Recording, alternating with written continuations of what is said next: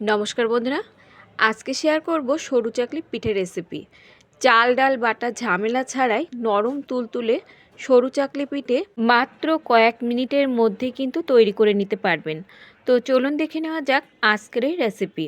সরু চাকলি পিঠে তৈরি করার জন্য আমাদের লাগবে সুজি। তো এখানে আমি 1 বাটি মতো সুজি ব্লেন্ডারে দিয়ে দিলাম, আর এর সঙ্গে যোগ করে দিচ্ছি 1/3 বাটি চালের গুঁড়ো। এটা কিন্তু বন্ধুরা কেনা চালের গুঁড়ো, বাজারে যে রেডিমেড চালের গুঁড়ো পাওয়া যায় সেটাই আমি এখানে যোগ করে দিলাম।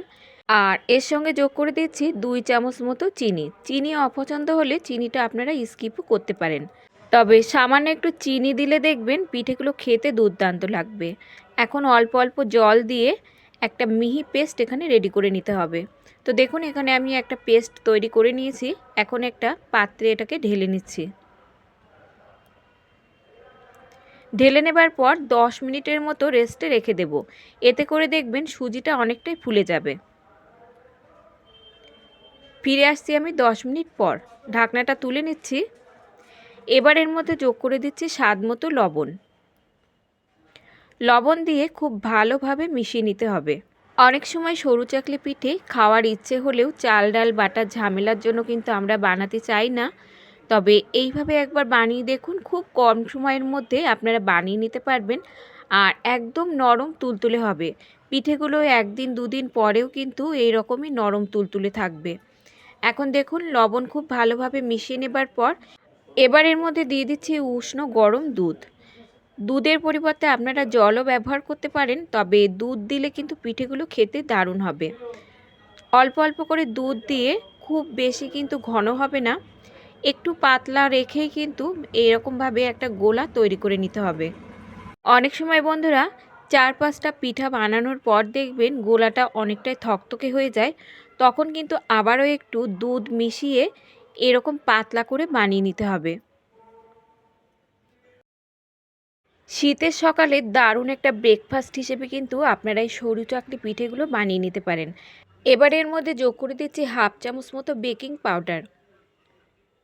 বেকিং পাউডারের পরিবর্তে আপনারা এখানে ইনোর ব্যবহারও কিন্তু করতে পারেন। সেক্ষেত্রে 1 চামচ মতো ইনো এখানে ব্যবহার করতে হবে। বেকিং পাউডার দিয়ে খুব ভালোভাবে ফেটিয়ে নিতে হবে। বন্ধুরা, একদমই সহজভাবে আজকের এই সরু চাকলি পিঠেটা আমি তৈরি করে দেখাচ্ছি।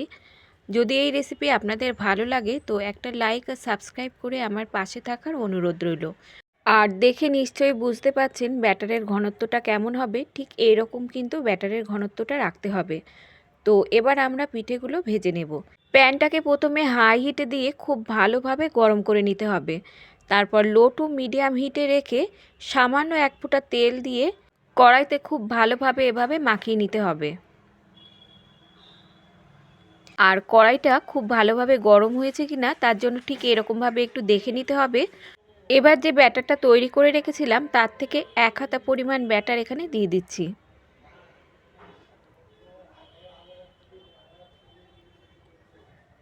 1 থেকে 1.5 মিনিটের মধ্যেই কিন্তু পিঠেগুলো তৈরি হয়ে যাবে। যারা কোনো দিনও তৈরি করেনি তারাও কিন্তু তৈরি করতে পারবে। একদমই সহজ একটা রেসিপি। তো এবার আমাদের 1 মিনিটের মতো অপেক্ষা করতে হবে। আর দেখতেই পাচ্ছেন পিঠেটা অসংখ্য ছিদ্রযুক্ত জালিদার তৈরি হয়েছে। 1 থেকে 1.5 মিনিট পর দেখবেন পিঠেগুলো হাত দিয়েই কিন্তু তুলে নেওয়া যাবে। মাত্র 10 থেকে 15 মিনিটের মধ্যে আপনারা অনেকগুলো পিঠা তৈরি করে নিতে পারবেন। তো খুব সহজে দেখুন হাত দিয়ে পিঠেগুলো তুলে নেওয়া যাচ্ছে। কতটা জালিদার আর কতটা পাতলা তৈরি হয়েছে সেটা আমি আপনাদের কাছ থেকে দেখিয়ে দিচ্ছি। দেখুন দেখতে কতটা লোভনীয় আর কতটা সুন্দর লাগছে। আপনারাও কিন্তু বাড়িতে খুব সহজে এরকমভাবে কম সময়ের মধ্যে বানিয়ে নিতে পারবেন। এখন আমি আরও 1 থেকে 2টো বানিয়ে আপনাদের দেখিয়ে দিচ্ছি। প্রতিবার ব্যাটার দেওয়ার আগে কিন্তু সামান্য একটু তেল এভাবে লাগিয়ে নিতে হবে।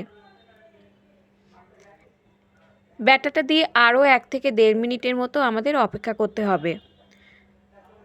1 থেকে 1.5 মিনিটের মধ্যেই কিন্তু পিঠেগুলো রেডি হয়ে যাবে। তো এখানে আমি আরও একটা রেডি করে নিলাম। এখন এই পিঠেটাকে আমি তুলে নিচ্ছি। আর এখানে দেখুন আমি আরও একটা রেডি করে নিয়েছি। তো সব পিঠেগুলো কিন্তু বন্ধুরা আমার ভাজা একদমই রেডি। এখন আমি সার্ভ করে নেব। এবার আমি দেখাচ্ছি বন্ধুরা পিঠেগুলো কতটা নরম তুলতুলে, মুখে দেওয়ার সঙ্গে সঙ্গেই কিন্তু পিঠেগুলো মিলিয়ে যাবে। এই পিঠেগুলো বানিয়ে যদি দুদিন পরেও খান তো ঠিক এইরকমই কিন্তু নরম তুলতুলে থাকবে। ছোট বড় সকলেই দেখবেন খেতে ভীষণ পছন্দ করবে। খুব কম সময়ের মধ্যে ডিনার বা ব্রেকফাস্টে আপনারা কিন্তু এই পিঠের রেসিপিটি তৈরি করে নিতে পারেন।